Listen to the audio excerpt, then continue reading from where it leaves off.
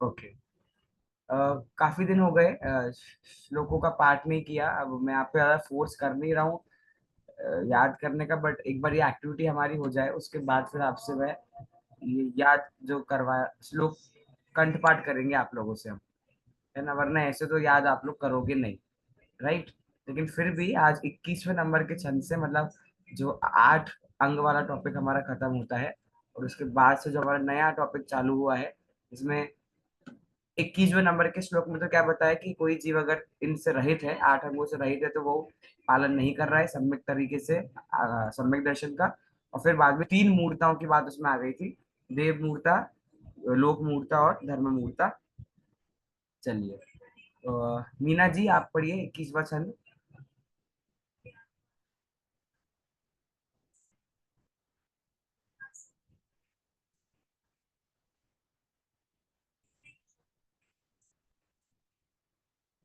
Okay, चलिए जब तक मीना जी आ रही हैं।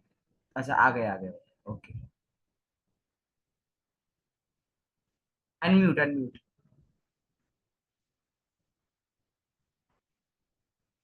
नाङ्गहीनमलं छेतुं दर्शनं जन्मसन्ततिं न हि मन्तो न्यूनो निहन्ति विषवेदनाम। ठीक है, ये उच्चारण भी सही है अगर आप इस अवग्रह को अचरण करते हैं, क्योंकि अक्षर ही है, लेकिन ट्राई कीजिए कि अवग्रह का उच्चारण हम ना करें। नहीं मंत्रो शरण्यो, ये व्याकरण का नियम होता है कि अवग्रह का उच्चारण नहीं आता है, लेकिन ये अवग्रह अ का सिंबल होता है, ऐसी बात। ठीक है, ठीक है। इसके बाद अगले छंद का पाठ करेंगे संध्या जी।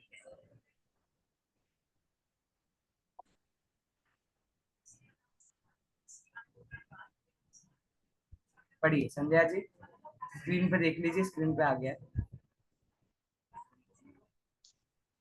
आपगा सागर स्नान मुच्य सिक्तास्मनाम गिरिपातोऽग्निपातश्च लोकमूढ़ं निगद्यते। ठीक है, बढ़िया। इसके बाद वाले का पाठ करेंगे ज्योतिका जी।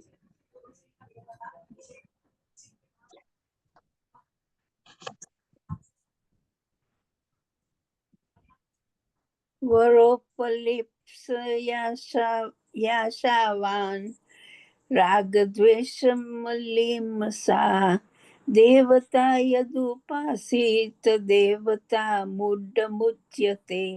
चलो बढ़िया, बहुत बढ़िया। चलिए, लास्ट श्लोक का पूनम जी। गुरु मूर्ता भी हमने पढ़ लिया है ना, पूनम जी। सग्रन्थारम्भ हिंसानां संसारावर्तवर्तिनां पाषण्डीनां पुरस्कारो ज्ञेयं पाषण्डो मोहनम्। पाषण डो है कि पाषंडी? पाषण्डी, है ना, पाषण्डी मोहनम। गेयम पाषंडी मोहना। तो गुरु में सर, हमने देख, हाँ हम मेरे इसमें पाखंडी नाम है, पाषंडी नहीं है, पाखंडी हाँ, नाम पुरस्कार हो चलेगा। गया। पाषंडी मतलब भी पाखंडी होता है, दोनों शब्दों का अर्थ वही है। लेकिन हाँ, मुझे भी पाखंडी याद था क्योंकि मैंने भी सदा शिवदास जी की टीका वाला ग्रंथ पढ़ा है। हाँ, बट ठीक है, दोनों का अर्थ एक ही है। ठीक है सर। हाँ, चलिए। अब तीन क्या क्या चीजें सम्यक दर्शन के अंदर हो गई है, कौन बताएगा? क्या क्या हमने पढ़ लिया अब तक, सम्यक दर्शन के अंदर क्या क्या चीजें फॉलो आउट करती हैं? सम्यक दर्शन के 8 अंग आ चुके हैं। ठीक है। 3 मूर्ताएं आ चुकी हैं।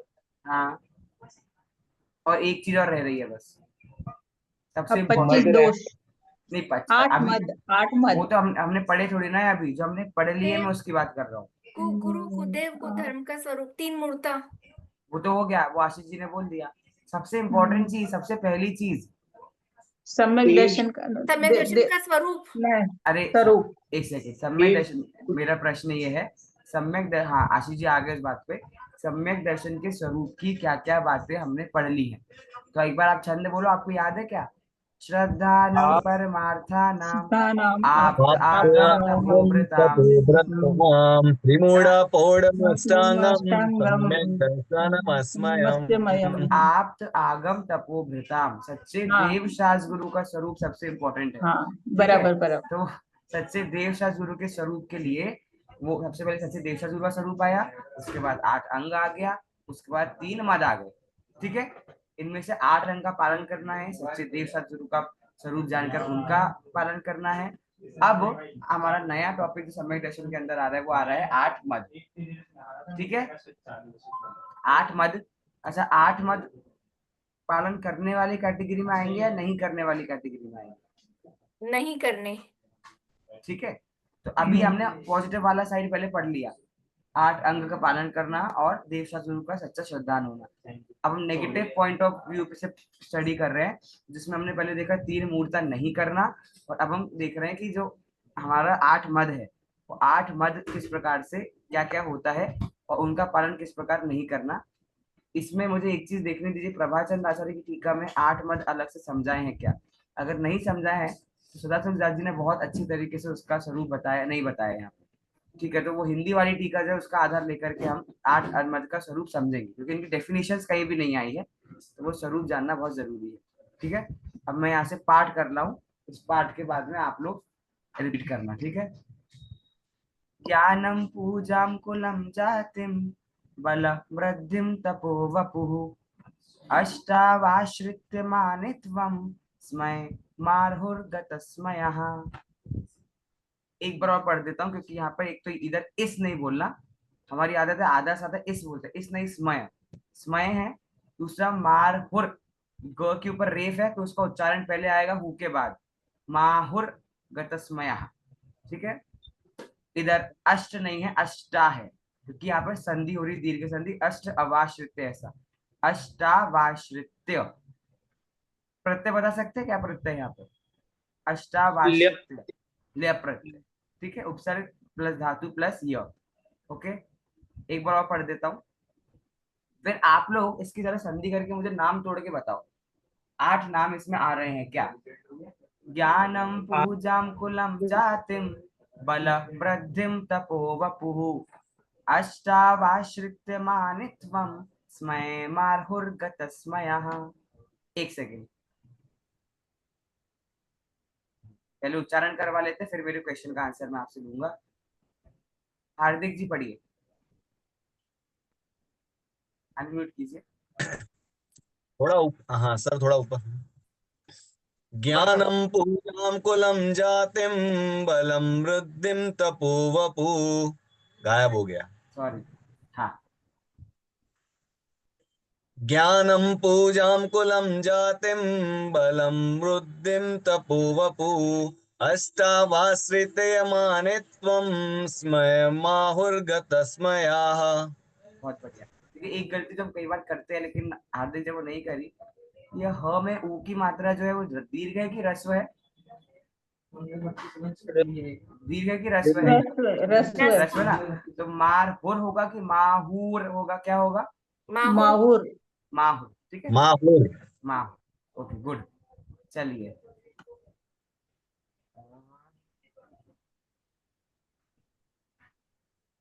गरिमा जी पाठ कीजिए।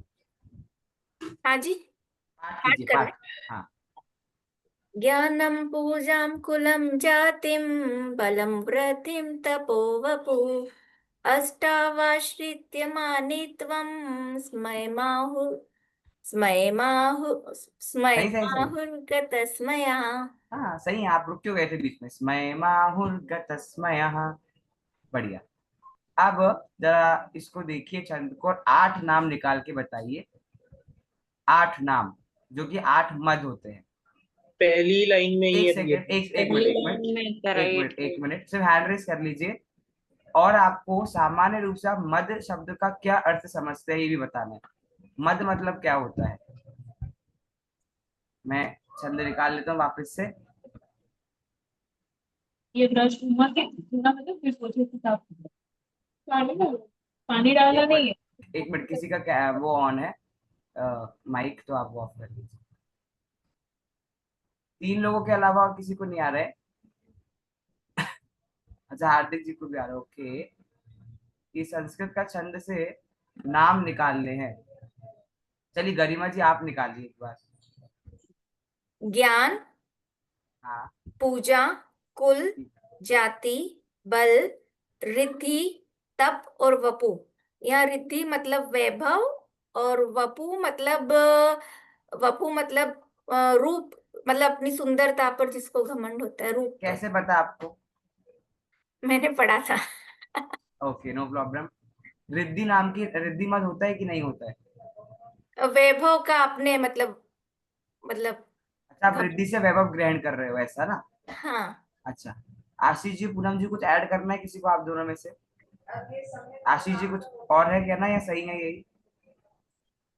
वपु में तो, क्योंकि वपु का शाब्दिक अर्थ शरीर होता है, तो इसलिए रूप ले सकते हैं उससे। ओके ठीक है, ठीक है, चाहिए। और पूनम जी आपको कुछ, हाँ बोलिए बोलिए। ठीक है बाकी, रिद्धि को भी आना चाहिए, तो इसलिए ठीक है। पूनम जी आप कुछ कहना चाहेंगी या सही है 8 नाम?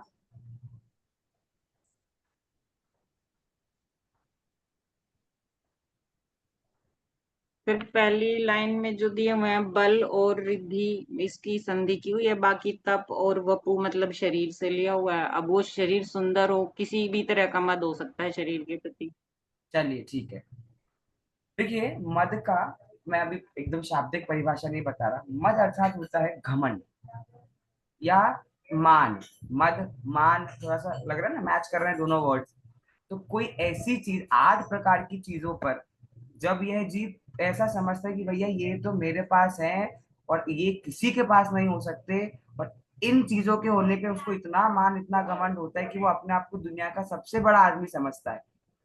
अच्छा, बुरा क्या है इसमें? अपने आप को सबसे बड़ा आदमी समझने में बुरा क्या है? अच्छी बात है। आजकल सारे मोटिवेशन स्पीकर यही बोलते हैं कि बड़ा सोचो, बड़ा आदमी बनो। तो यहाँ पर भी उसमें अगर वो नीचे समझते हैं उसमें। ये बड़ा बात, समझो पर शाबाश, दूसरों को छोटा समझते हैं। हाँ शाबाश, ये बात यहाँ पर है। स्वयं को बड़ा समझता है लेकिन दूसरों को एकदम निचला दृष्टि से देकर, नीच दृष्टि से देकर उनको ट्रीट करता है। ऐसी बात यहाँ पर, इसलिए मद करना गलत है। अब आप भी, हम पढ़ते हैं पहले, आप जो मद आपने नाम लिए उनका श्लोक कर देखते हैं। उसके बाद मेरे क्वेश्चन आपसे ये है रहेगा, आप सोचना इसका अर्थ करते वक्त, why only 8 and why only these 8? 8 ही मद क्यों है और यही 8 मद क्यों है? क्या इसके अलावा किसी और चीज पे घमंड नहीं होता क्या हमको? ऐसा आप लोग इस दृष्टि में थोड़ा थिंक करना। एक बार श्लोक का अर्थ हो जाए, हम श्लोक समझ लें, उसके बाद मैं ये क्वेश्चन आपसे पूछूंगा, आपके सामने रखूंगा। ज्ञानम, पूजाम, कुलम, जातिम।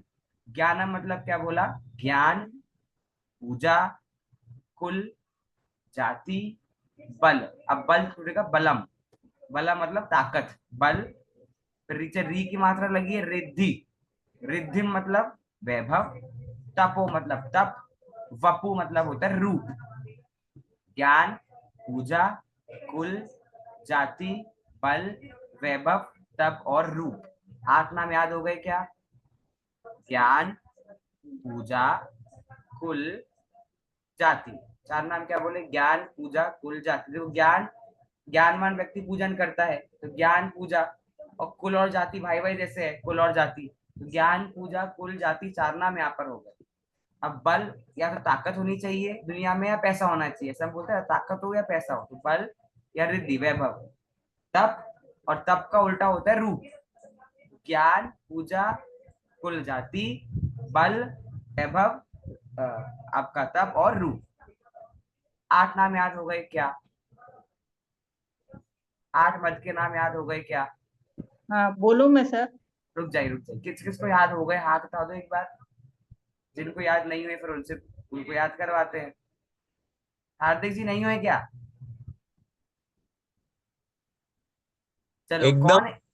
थोड़ा वो होता है, एकदम वैसा कुछ क्या भूल भी जाओ एक आध शब्द, ऐसा है और कुछ आप नहीं। चारों में से कौन ड्यूटी ले रहा है जो हार्दिक जी को याद करवा ही देगा? गारंटी कौन ले रहा है? कौन है आप चारों में से इतना? संजय जी आप करवा दोगे याद, पक्की बात? हाँ मैं करवा दूंगी। करवाओ चलो, या हार्दिक जी आपके टीचर, करवाइए, याद करवाइए। ज्ञान, पूजा, कुल, जाति, बल, रिद्धि। तप, शरीर या रूप। हुआ क्या? अच्छा, इसकी ट्रिक बता देता हूँ मैं आपको। देखो थोड़ी सी ऐसे मैं बनाता हूँ, जैसे मैं खुद भी पढ़ाई करता हूँ, तो मैं कई बार अभी ऑन स्पॉट ट्राई करता हूँ, अगर वो if that trick works for you. देखते हैं। एक व्यक्ति के पास जब ज्ञान आता है तो वह उस ज्ञान का प्रयोग करके पूजन करता है। ज्ञान आने से पूजन करता है। पूजन के कारण वो समझता है कि भैया मेरा कुल और मेरी जाति बहुत ऊंचा है। ज्ञान आने से व्यक्ति पूजा करता है। पूजा करने वाले का कुल और जाति बहुत ऊंचा होता है। और कुल जाति जिसकी ऊंची होती है उसके पास पावर भी होती है, मतलब बल भी होता है और पैसा भी होता है। ज्ञान करने वाला व्यक्ति पूजा बहुत करता है। पूजा करने वाले की कुल और जाति बहुत अच्छी होती है। जिसकी कुल और जाति बहुत अच्छी होती है मतलब उसके पास बहुत ताकत है, बहुत बल है और बहुत रिद्धि, मतलब बहुत पैसा है। और पैसे वाला व्यक्ति कभी तप नहीं करता। पैसे वाला व्यक्ति कभी तप नहीं करता, उल्टा अपने रूप को, अपने शरीर को ही सुंदर बनाता रहता है। ये सिनेरियो में 8 नाम आ गए।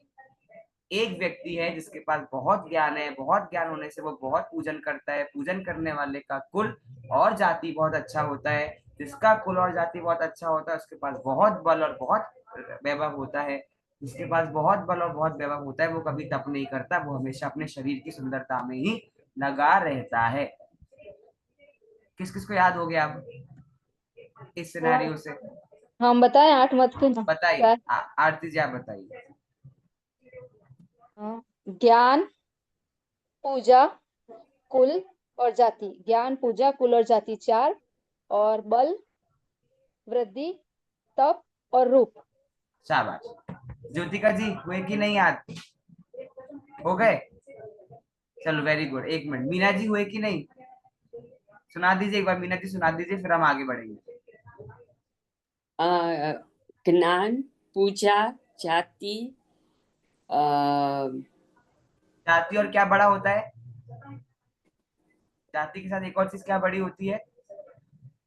धन, कुल। कुल। कुल, कुल, हाँ।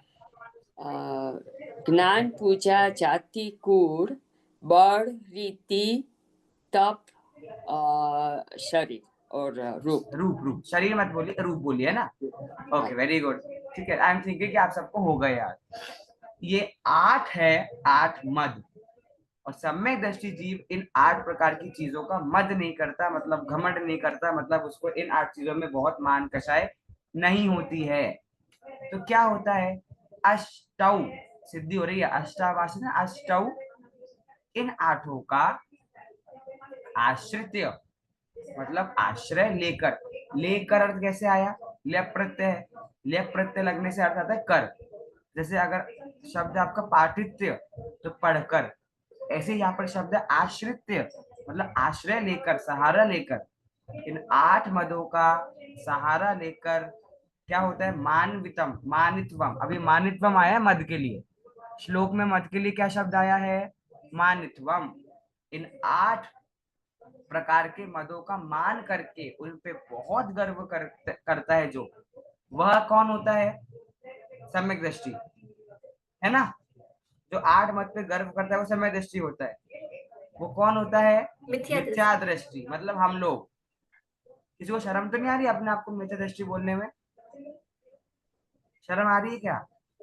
नहीं नहीं सर, सच की अरे आनी चाहिए, आनी चाहिए पर आती नहीं है। नहीं, और आनी भी चाहिए क्योंकि हमारा क्या है? सिद्ध समान सदा पद मेरो, है ना?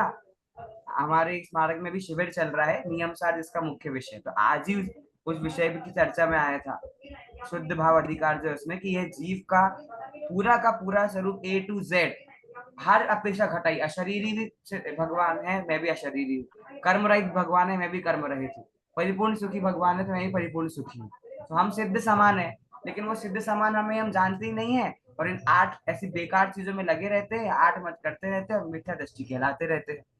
तो यहाँ पर क्या बोल रहे हैं? इन 8 के आश्रयभूत होकर मानित्वम, वो मान जो होता है उसका क्या करता है? ये गतस्मया। गतस्मया मतलब रहित हो जाता है, रहित हो जाता है। इन 8 मदों के मान से रहित होकर के स्मयम, जो इन सब से रहित होता है। किन से? स्मयम। स्मयम मतलब होता है मद, ठीक है? जो इन 8 मदों से गर्व से रहित होता है, ऐसे गतस्मया शब्द से हम ले रहे हैं गणधर। कौन रहित है 8 मदों से? तो यहाँ पर समंतपद आचार्य ने याद किया एक आइडल पर्सनालिटी, वो है गणधर स्वामी। ठीक है, इसके पीछे भी आप विचार करना, उन्होंने गणधर को ही क्यों याद किया है? दुनिया में और कोई नहीं है क्या जो एग्जाम्पल हम दे सके किसी और का 8 मद के लिए? ये भी सोचो आप।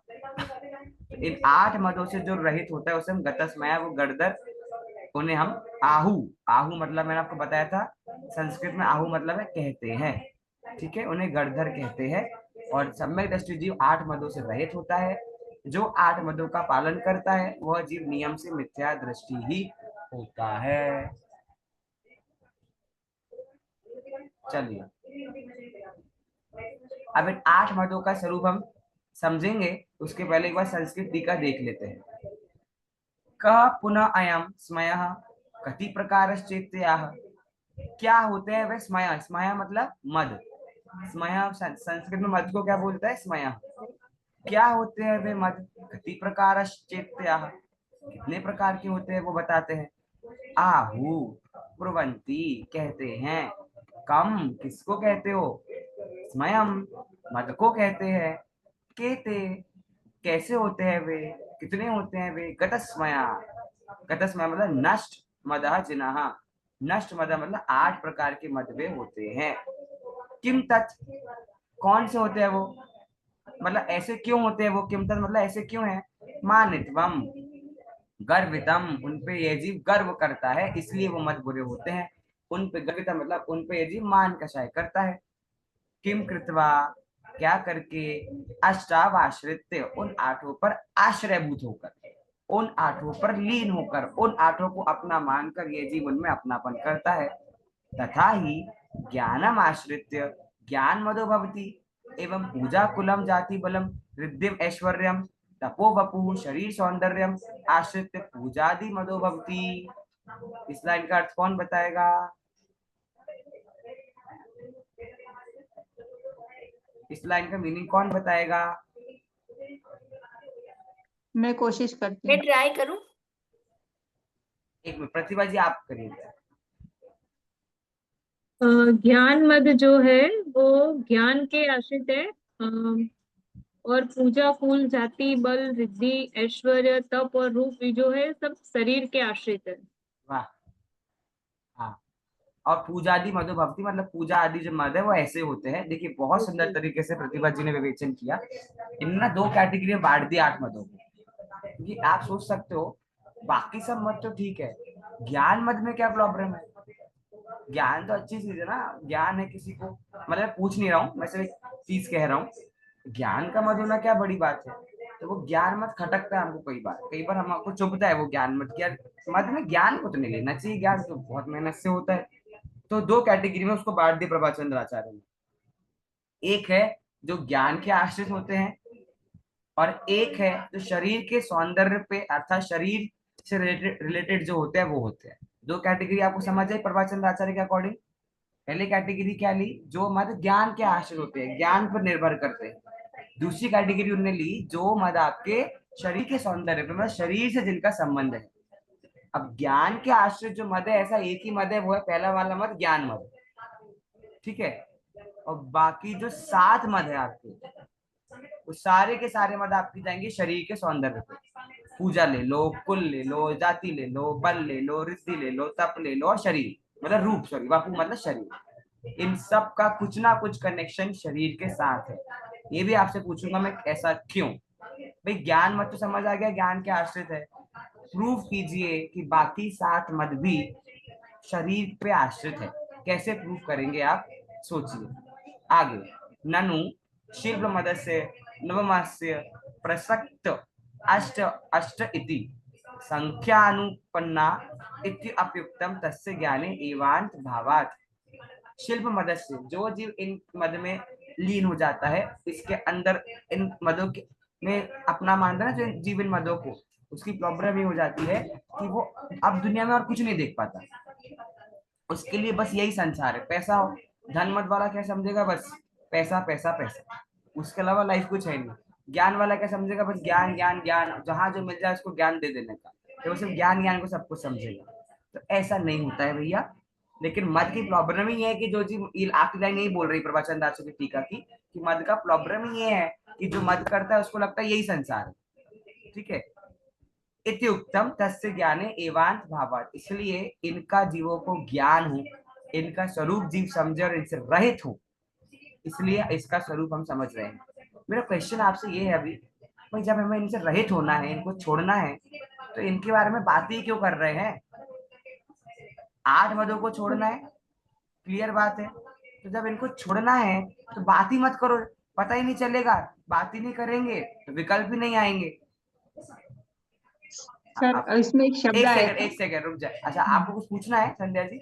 हाँ हाँ हाँ, वो पूछो। प्रवचन आचार्य के जो हाँ टीका में था ना, बोलिए, पूछिए। वो नवमस्य से क्या अर्थ है उसका? हाँ, नव अस्य, नव मतलब नहीं ले रहे हैं यहाँ पर। नवम अच्छा अस्य नहीं, मतलब इसमें ग्रहित होकर, इसके अंदर जाकर। अच्छा नव अस्य इसमें ही जो लीन हो जाता है, ऐसा।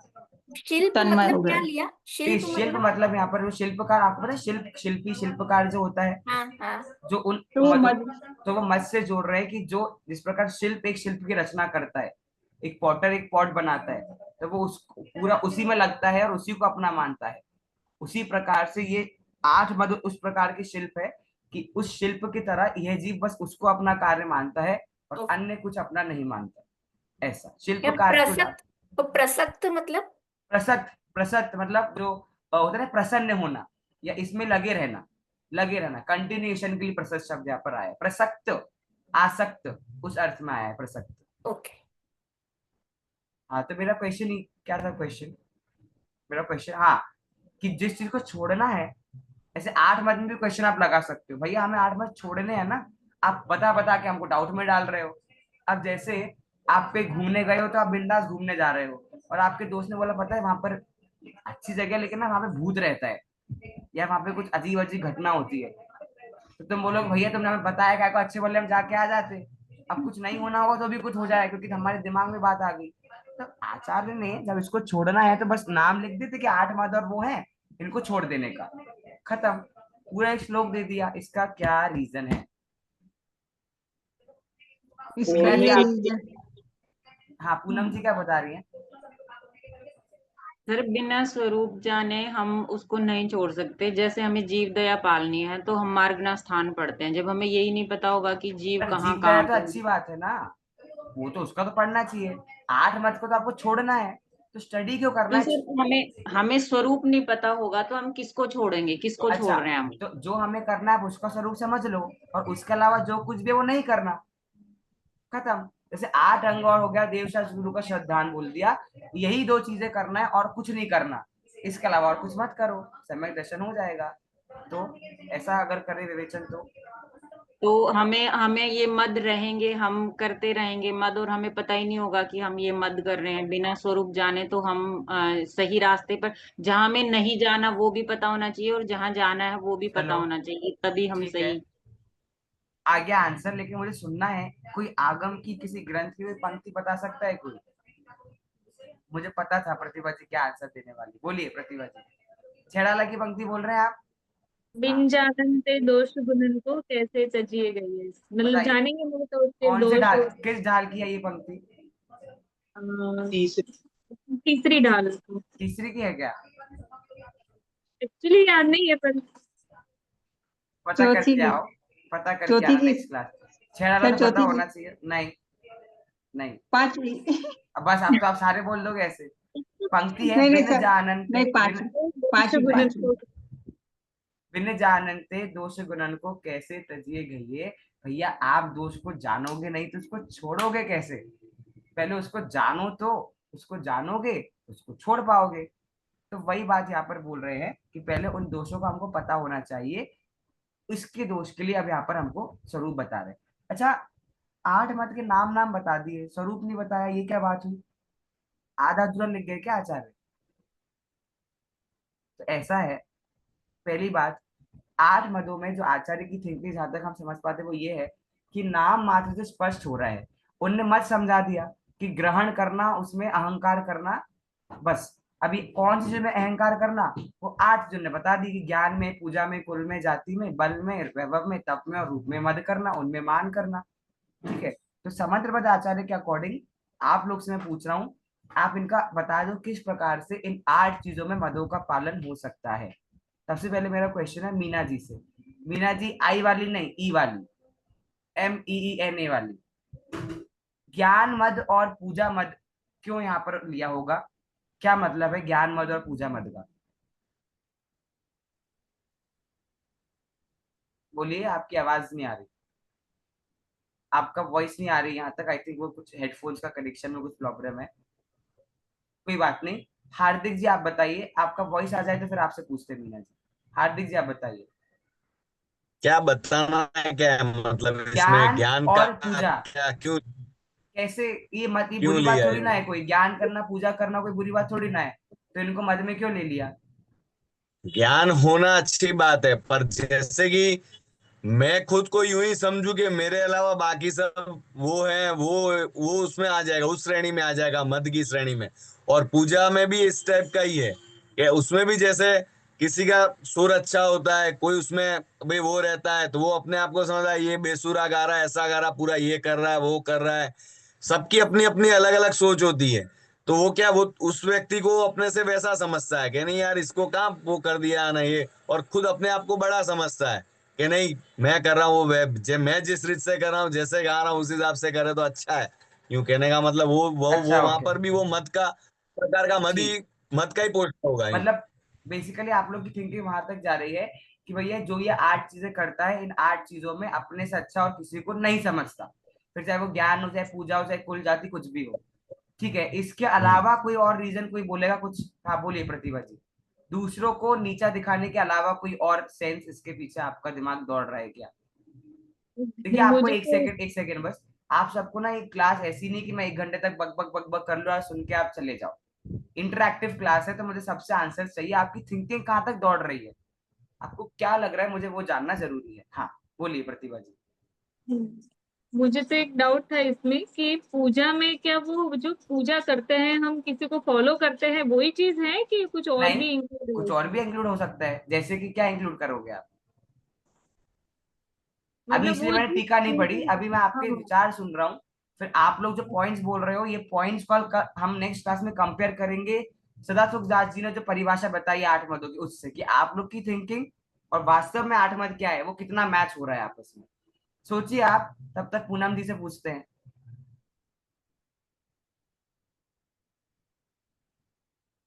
सर ये शिवोपशम ज्ञान की महिमा के कारण मद में डाला है, क्योंकि शिवोपशम ज्ञानी तो 9 अंग 11 पूर्व 9 अंग 11 पूर्व के पाठी भी हो जाते हैं। 11 हाँ और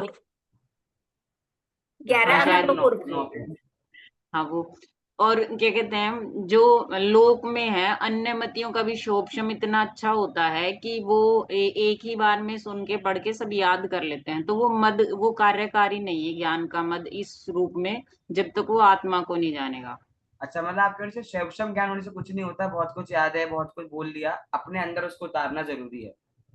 ठीक है। उसको इतना भी डिनाई नहीं कि शिवोपशम ज्ञान कुछ नहीं होता, उसी के द्वारा हम अभी हमारा शिवोपशम ज्ञान जो वर्त रहा है, हम आगम जिनवाणी को पढ़ सुन रहे, लेकिन उसका मद होना कि मैं ज्ञानी हूँ, मेरा ज्ञान सबसे अच्छा है और मुझे सबसे अच्छा याद होता है, वो चीज गलत है। शिवोपशम ज्ञान होना कोई बुराई नहीं है। और रही हाँ, बात पूजा की, तो वो लोक प्रतिष्ठा के हिसाब से करता है, तो वो उस तरह से मद में कन्वर्ट हो जाती है कि मुझे दिखावा करना है कि मैं कितना बड़ा पुजारी हूँ और कितने अच्छे से मैं भगवान की पूजा करता हूँ, कितने अच्छे से चढ़ावा देता हूँ। पूजा करने में बुराई नहीं है जिनेंद्र भगवान की, लेकिन उसको जब वो घमंड हो जाता है कि सबसे श्रेष्ठ मैं हूँ और मैं कितना बड़ा पुजारी हूँ, मेरा मान हो रहा है, प्रतिष्ठा हो रही है, तो वो फिर मद में कन्वर्ट हो जाती है, जो कि ठीक है। गलत है। गरिमा जी। हाँ, सबसे पहले ज्ञान की बात है। तो ज्ञान में ऐसा है कि क्षयोक्षम ज्ञान का तो है ही कि जैसे कोई विद्वान है जिन्होंने बहुत सारा शास्त्र का ज्ञान कर लिया है और मान लो उनको मद हो जाए, वो या लोक में हम क्षयोक्षम ज्ञान देख लेते हैं वो। तो यहाँ पे ऐसा भी हम मान सकते हैं ज्ञान का मद, मतलब ये है कि जिसको ज्ञान का मद है उसको ये स्वरूप नहीं पता है कि जितने भी जीव है वे उन सब में ज्ञान है, सब अनंत गुणों के पिंड है। तो सामान्य रूप से जो ज्ञान ज्ञान ज्ञान वो तो सभी में है और अनंत है ना, उसको इसका उसको यथार्थ ज्ञान नहीं है, और वो जो ज्ञान का मत कर रहा है वो क्षयोक्षम ज्ञान पे जो उसका है उस पे कर रहा है। अच्छा, कोई और आप में से किसी और मत के बारे में कोई अपना कोई थिंकिंग? एक पूजा के बारे में मेरे को ये है कि हाँ। पूजा मतलब सम्मान, मतलब किसी को क्या होता है स्टेज पे बिठा के उसका सम्मान, तो उसको उसका मत होता है मुझे यश मिले, ऐसा मिले, से नेताओं को जो जनरली जो होता है ना वो पूजा, वो मतलब आदर सत्कार यश की जिनको अभिलाषा होती है, वो यहाँ पूजा मत उसको भी ले सकते हैं। देखिए, एक बात जो मैंने अभी जस्ट नोटिस करी जब गरिमा जी बोल रही तब, 8 अंगों के बाद से थोड़ा थोड़ा अब क्या है, अभी तक अध्यात्म अध्यात्म बहुत प्रबल था, अब थोड़ा थोड़ा रत्नगण शावकाचार्य अपने रियल फॉर्म में आके चंडानियोग की तरफ, आचरण की तरफ जा रहा है। जैसे अभी इसके पहले मूर्ता समझाई 3, अब 8 मद, ये सब क्या क्रियाओं बेस्ड थिंग्स है, हमारे आचरण बेस्ड थिंग्स है। तो अब धीरे धीरे अपना मैजिक जो है रत्नगण शावकाचार्य अपना मैजिक, रियल मैजिक स्प्रेड करना चालू कर रहा है। ऑटोमोस्ट मैजिक तो रत्नगण का पहले अधिकार के बाद आता है, क्योंकि पहले अधिकार में ज्यादातर अध्यात्म है, ये भी कमाल अधिकार है, और पहचान रत्नगण शावकाचार्य की पहला अधिकार ही है। लेकिन तो भी जिस चीज के लिए चंडानेक के लिए जाना जाता है रत्नगण शावकाचार्य, वो दूसरे अधिकार से मेनली चालू हो रहा है। लेकिन अब धीरे धीरे इस तरीके से डायरेक्शन बदला है समंतपद आचार्य ने, कि अब वो अभी 8 में क्या है, आत्मा में, परिणाम में, वो सब बातें हो रही थी, अब क्रिया की बात होना चालू हो गई है यहाँ पर। तो आप जब स्टडी भी कर रहे हो, थोड़ा सा अपना पॉइंट ऑफ व्यू थोड़ा सा ट्विस्ट करो उसको चंडानुयोग की तरफ। द्रव्यनुयोग ऑब्वियसली है, सभी अनुयोग है, लेकिन थोड़ा सा अपनी थिंकिंग को भी आप उस तरफ ट्विस्ट करके सोचोगे तो जल्दी पकड़ पाओगे। हाँ, पूनम जी मेरे और को एक बोलेंगे। बात और करनी थी हाँ सर कि ज्ञान के बारे में, जितने भी मद है पर्याय बदलते ही सब छूट जाने वाले हैं। हाँ, ठीक है, मतलब वही है, लेकिन पर्याय बदल ले तो 8 के 8 मत छूट जाने वाले हैं, अकेले ज्ञान थोड़ी ना। ये 8 बोला ना कि सर ये हाँ 8 के 8 ये मद पर्याय 8 मत बदलते ही छूट जाने टेम्पररी है, वाले। 8 मद है वो टेम्पररी है, उस अपेक्षा से भी सोचे तो हाँ भी। बिल्कुल, क्यों टेम्पररी? क्योंकि संसार के ना शरीर का है, जब हाँ। शरीर ही नहीं टिकने वाला तो 8 मत क्या टिकेंगे, हम्म। बात वो वाली है। ठीक है, अब आप लोग के मैंने विचार सुने काफी, ठीक है। सर हाँ एक मीना मेरा और बोलिए। इसमें ज्ञान वाले में, कि ये जो ज्ञान मद है वो इसलिए भी करते हैं क्योंकि तो इंद्रियों के द्वारा होता है, वो छह अक्षम के द्वारा, तो इसलिए भी ये जो गर्व करते हैं इसमें, उसमें भेद विज्ञान नहीं रहता, स्वपर का नहीं रहता, अतीन्द्रिय सुख। तो इसलिए इंद्रिय ज्ञान तो वैसे भी तुच्छ ज्ञान है, वो छह अक्षम ज्ञान है। तो ये हमें मतलब अपने पूर्ण सुखी होने में या सम्यक दर्शन में कोई लाभ नहीं कर सकता है, इसलिए भी ये इसको छोड़ना चाहिए।